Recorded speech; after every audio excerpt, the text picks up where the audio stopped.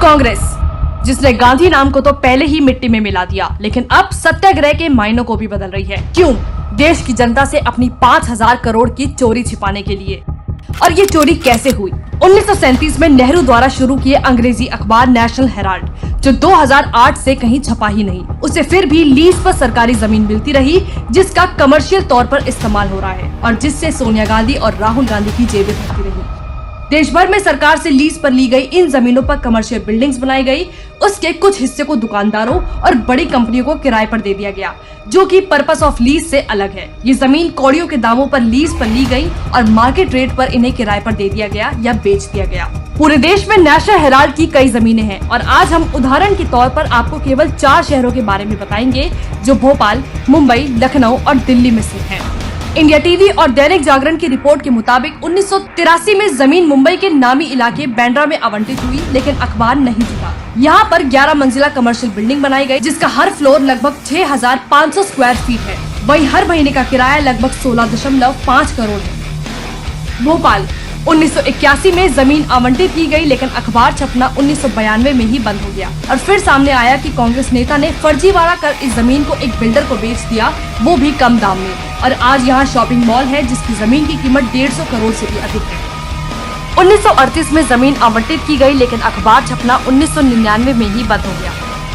यहाँ 2 एकड़ की जमीन पर 2 बिल्डिंग है। दैनिक जागरण की रिपोर्ट के अनुसार इनमें से एक बिल्डिंग में 207 दुकानें हैं और उनमें से एक शराब की दुकान भी है, जो शाम में मैखाना बच जाती है।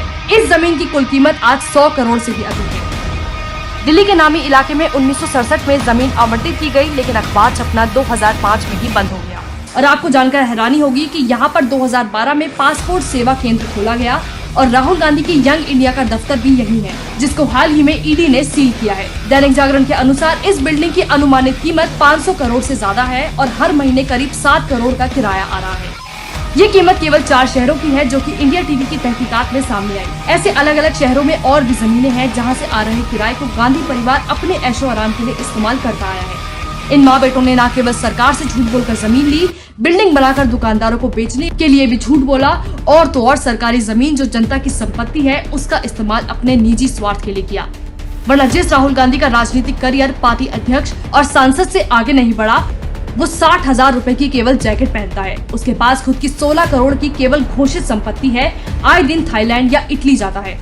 सोनिया गांधी यूएस जाकर अपना इलाज करवाती हैं, केवल पार्टी अध्यक्ष होने के नाते। आखिर ये पैसा आया कहां से? इसका सच अब जाकर सबके सामने आया है। पूरे देश को धोखे में रखकर ये दोनों अखबार के नाम पर किराया वसूलते रहे और अमीर बनते गए। वरना जिस एजीएल के पास 3 से 5,000 करोड़ से अधिक की संपत्ति है, उसके पास कर चुकाने के लिए 90 करोड़ नहीं थे। और जब कांग्रेस ने कंपनी का 90 करोड़ का लोन माफ कर दिया, तो उसके सारे शेयर्स उस कंपनी को बेच दिए, जिसमें माँ बेटे का 76% तक शेयर था। तो अब समझ सकते हैं कि इस सब के बीच किसका फायदा हो रहा है। कांग्रेसी चाहे जितनी कोशिश कर ले इस घोटाले पर पर्दा डालने की, लेकिन सच देश के सामने आ चुका है। जनता के पैसों को अपनी बपौती समझने वाले राहुल सोनिया को उनके किए की सजा मिलकर रहेगी।